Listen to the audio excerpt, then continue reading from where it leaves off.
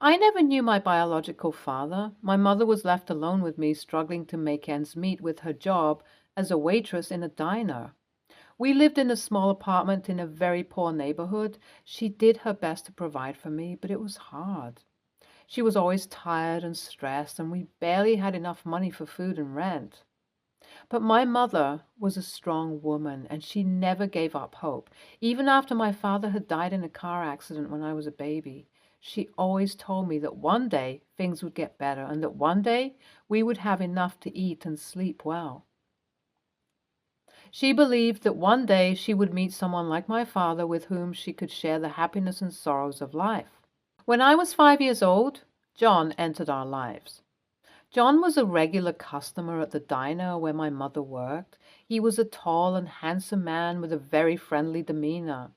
I remember him wearing a suit and tie, and he always carried a briefcase with him.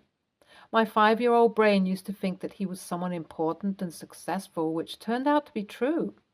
He always ordered the same thing, coffee and toast. He always sat at the same table, the one by the window. He always smiled at my mother when she served him, a warm and friendly smile. He also noticed me, as on most days I used to sit at the counter waiting for my mother to finish her shift. I had nothing to do but watch the people and the cars outside. Sometimes John would wave at me or wink at me or make funny faces at me to make me laugh. One day, while I was having lunch with my mother, John came in and asked us if he could join us. She agreed, and he sat next to me on the stool. That was the first time I met him up close. He asked me my name, my age, and my interests. He introduced himself and explained about his job and his hobbies. It was a fun conversation, and it was very warm. He was a lawyer working for a big firm downtown. He was an avid reader and golfer. I liked him right away because of how sweet he was to my mom and me. He came back the next day, and the next day. Then he started to bring me gifts each time he came to the diner. He made sure to engage in conversations with me. He would ask me about every aspect of my life, like school, friends, or even comic books. When I talked, he always listened to me with interest and respect. By this time, he was good friends with my mother. He asked her out on a date, and she said yes. The date went well, and within a few weeks they fell in love. I could see how happy my mother was after John entered our lives. He truly made my mother happy. During this time, John told us that he was a divorcee and he had a son, Mark, from his previous marriage. From the way he talked, it was clear that John and Mark did not get along well, even though Mark was still a child. Within the next few months, he asked my mom to marry him, and she said yes. I still remember the ring that he bought my mother, as it had a big diamond that sparkled in the light. After marriage, we moved to his house, which was huge compared to the apartment where we lived. It had a big yard and a tall white fence. He had a car with leather seats, air conditioning, and a sunroof. All these were very novel to me, as I had lived in poverty during my first few years of childhood. John gave us more than everything we ever wanted and showered us with love. He loved my mother with all his heart. He treated her like a queen and loved me like his own daughter. He was patient, supportive, protective of me. So it was easy for me to love him back, like he was my father.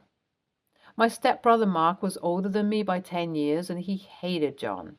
He blamed him for his parents' divorce, and he resented him for moving on and marrying my mother. But in reality, John's first wife was a toxic and manipulative woman. That was the reason why John ended the marriage. Mark was manipulated by his mother into believing that John was the villain. So Mark never visited John or called to inquire about him. From the brief interaction I had with Mark, I felt like he was selfish and bitter, and I hated him. I met Mark for the first time at John and my mother's wedding. He was the only one who didn't look happy for them. He had a black expression on his face throughout the ceremony. He didn't cheer for them or hug them. He just stood there with his arms crossed and his eyes cold. He didn't even smile at me. He just looked at me with disdain and disgust. He made me feel like I didn't belong there, like I was an intruder. He didn't stay for the reception or dance and left without saying goodbye as soon as the ceremony was over. He never came back to visit John again. John never stopped trying to reach out to him. He called him every week, sent him cards every birthday, and invited him every holiday. He made all efforts to be a good father to him, to show him that he still loved him and cared about him. He tried to make him part of our family, to include him in our lives. But Mark rarely responded to the calls or messages. He never sent a card or a gift back to John. He never accepted his invitations or showed up to stay with us. He ignored his father and rejected our family. I could see the pain in John's eyes every time he hung up the phone or checked the mailbox or set the table. I could see how much he wanted to connect with his son, mend their relationship, and heal their wounds. But John never gave up hope. He told me that one day things would get better and Mark would come around to reconcile. But that day never came. Soon, John was diagnosed with cancer, which left us devastated. He had only a few months to live, and I wanted to make them as comfortable and happy as possible. I quit my job and moved back home and devoted myself to taking care of him. I cooked for him, read to him, played music for him, and tried to do everything I could to make him smile, even when he was in pain. John was not afraid to die, but there was something that still bothered him, his relationship with Mark. We informed Mark about John's condition, hoping that he would finally care enough to visit him or call him or at least send him a card. We hoped that he would realize that this was his last chance to say goodbye to his father and apologize for his behavior. But he didn't respond to our efforts. He ignored his dying father and he broke his heart. John passed away peacefully in his sleep one night. I was by his side holding his hand. He looked calm and serene as if he had no regrets. I kissed his forehead and whispered goodbye. We had a few months to come to terms with the reality that John would die. So his death, though painful, was expected. We were thankful that it ended his suffering. The day after John's death, Mark came home. He barged into the house acting like he owned the place. He demanded to see the will, to claim his inheritance, to take what he thought was his. He didn't even want to look at John's body before the funeral. He didn't even say a word of condolence to my mother or me. He was too late. John had changed his will a few weeks before he died. He left everything to my mother and me and nothing to Mark. He said he wanted to reward us for our love and care and to punish Mark for his neglect and cruelty. Mark was furious. He screamed and cursed at us, calling us names and accusing us of stealing from him. He threatened to sue us and ruin our lives. He said we were not his family and that we had no right to anything. My mother thought that we should share the inheritance with Mark, but I hated his attitude and kicked him out of the property. Then we held John's funeral in peace. Am I the a-hole for kicking out my stepbrother from our house, for asking for his share of the father's inheritance while he neglected his father throughout his life? Update 1. We have been getting hate texts from Mark's mother's relatives. They're calling me and my mother thieves for stealing the inheritance. My mother is deeply disturbed by all this, but I'm planning to stick to John's will and have everything as he mentioned in the will. Update 2. A week has passed and now they are bullying us less. But my mom still feels like it's selfish for us to have all of her husband's wealth. Since she pushed me to do it, I contacted Mark through my father's lawyer to discuss a settlement of the issue, but he responded very disrespectfully and even ordered us to transfer all the wealth to his name as we didn't deserve any of it. I cut the communication with him immediately and let my mother know his response.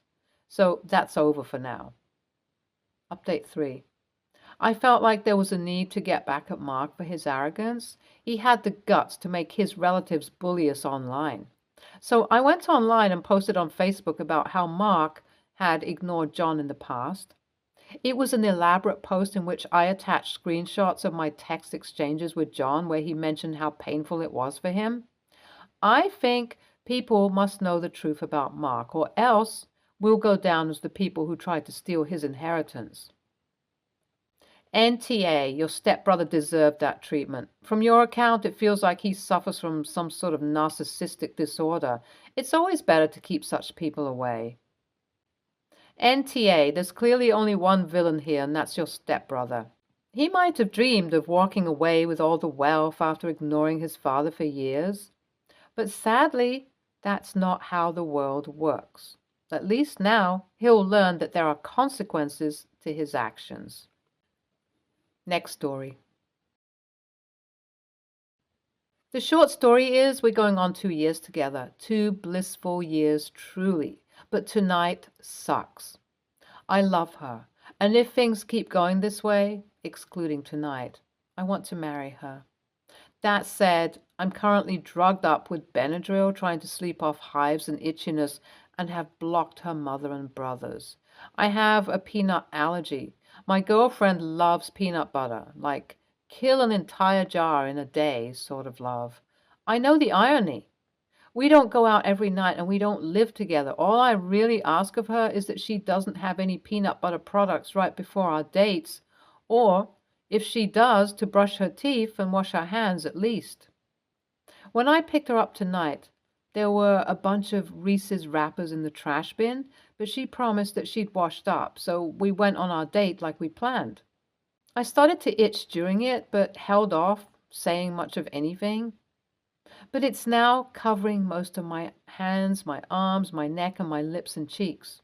Since getting home, I've taken some allergy meds, scrubbed down in the shower, and laid down on fresh blankets, but I'm still itching like hell.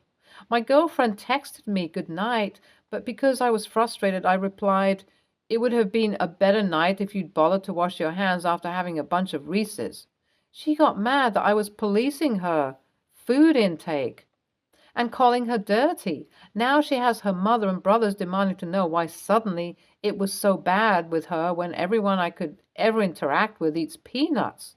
And it could have been them and not girlfriend that caused my reaction. Edit to say. I also said, do I have to ask if the wedding cake will have peanut butter? And should I just assume I need to take medication just to kiss you? So I really was a bit of a dick. Edit again, but I am a little loopy from Benadryl. I realize now, so I apologize in advance. NTA, I'm going to be blunt. I doubt you and she have a future together. To be with you, she will eventually have to give up peanut butter, peanuts, and all related products. It doesn't sound like she cares enough about you to do something like that. And washing hands is such a low bar. NTA, you have a legitimate medical issue with peanuts. Your girlfriend seemingly disregarded it. Perhaps someone could quibble and say you could use more sensitivity and tact, but the reality is that you're riding out an anaphylactic reaction, so your mood isn't going to be super great. I know what those feel like, bee stings. Beyond the immediate issue of whether or not you're an a-hole, I think you need to examine this relationship on a more fundamental level. You're talking about marrying a person who willfully, and in a very literal sense, put your life in danger over a food product. Given this dynamic, is she willing to keep a nut-free household when you're married? Is having children together something you've considered? A fair bit of research suggests there is a hereditary element to such allergies.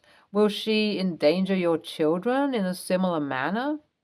After 2 years together, I think these are some very legitimate and fundamental questions you need to be asking. Next story. My husband, 35, male, and I, 29, female, got married and bought a house together this year. We keep our finances relatively separate. We have a shared bank account that we contribute equally to, but only for household expenses. Everything else is kept in our own accounts, and we don't really care what the other person spends their own money on. He makes about $100,000 a year. I make about $90,000 a year. We purchased a house for $575,000 with a 5.79 interest rate. Yikes. But put $225,000 down. He did $100,000. I did $125,000. We're pretty frugal, though, and plan to massively overpay and pay this off within 5 to 7 years. Recently, a friend passed very suddenly at a young age, 33, and it's kind of jolted us a little bit and made us realize that it can really kind of happen to anybody. We've started having a lot of conversations about the future and what we would do if something like that were to happen. Both of us have 401ks. Mine has about $125,000 in it. His has about 170,000.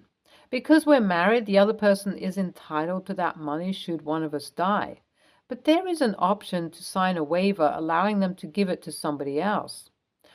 I obviously want that money to go to him to help with the massive mortgage we currently have. Last week, he asked me to sign a waiver that would allow him to give his 401k to his parents instead.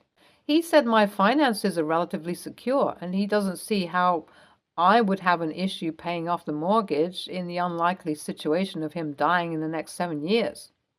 I feel uncomfortable with this and feel like it's not fair for me to sign that and put myself in a vulnerable position when you truly never know.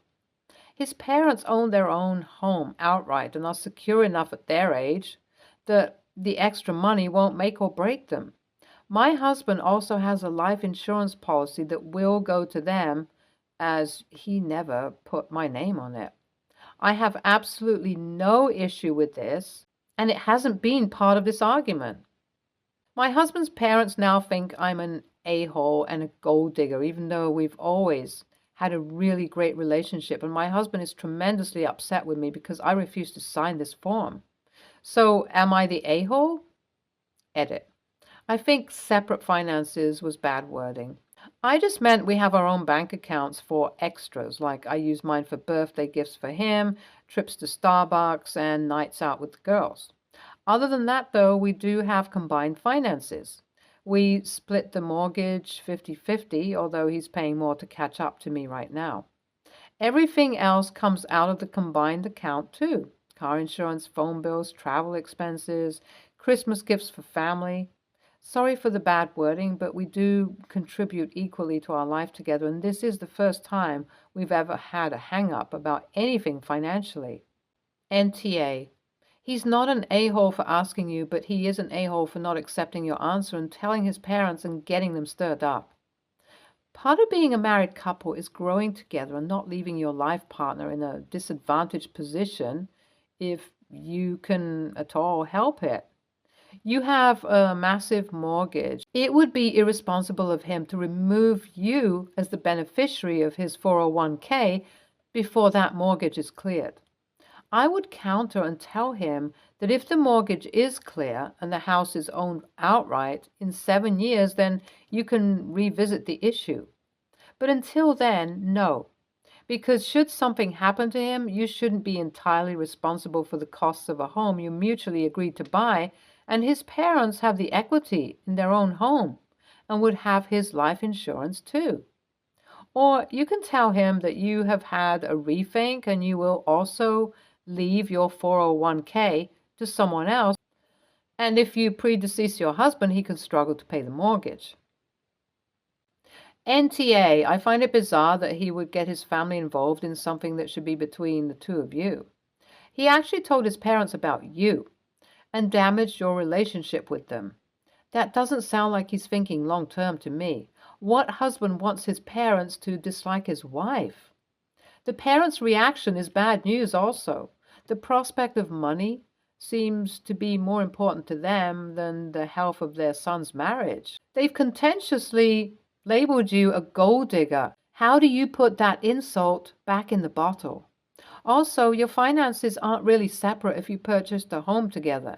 You may have your own incomes and accounts, but you've taken on a large debt together and need to pay it off together, even if one of you passes away. There's much bigger problems here. I hope you find a solution that gives you peace of mind. Think about talking this over with a therapist. NTA 100%. Federal laws make you entitled to that money, so I don't blame you for not wanting to sign. It feels odd to me that you have your 401k designated to him and you're okay with it, but your husband doesn't want that. And he has a life insurance policy with his parents as beneficiaries. Something doesn't sound right. Also, his parents need to stay the frick out because, as his spouse, you are entitled to this money. They are not. They sound like they are hunting for cash. Stay tuned for more stories from our girl relationships.